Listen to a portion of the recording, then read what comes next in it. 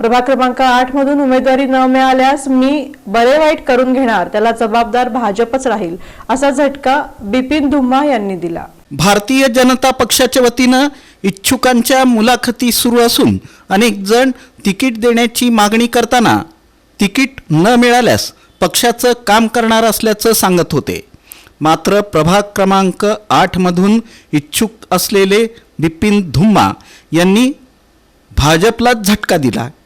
Ticket न मिळाल्यास मी काहीतरी बरं वाईट करून घेतल्यास याला सर्वस्वी भारतीय जनता पक्षच जबाबदार राहील, असं त्यांनी सांगितलं।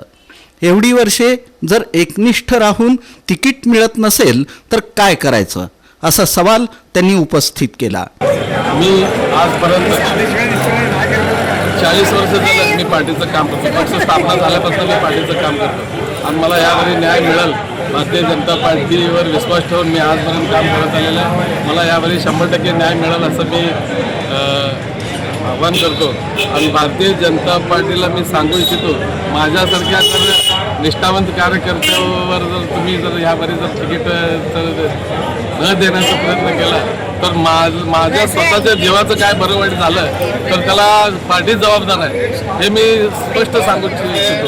कारण का एवढे वर्ष काम करून मी नगरसेवक नसताना सुद्धा एक कार्यकर्ता म्हणून आज मी केंद्राच्या योजना, राज्य सरकारच्या योजना सगळे मी घराघरात पोहोचवलेलं आहे। मी तसंच मी माझ्या प्रभागातल्या कमीत कमी 150 ते 200 बायकांना अष्टविनायक दर्शन घडवून आणलं, पालकमंत्री विजयकुमार देशमुख यांच्या नेतृत्वाखाली।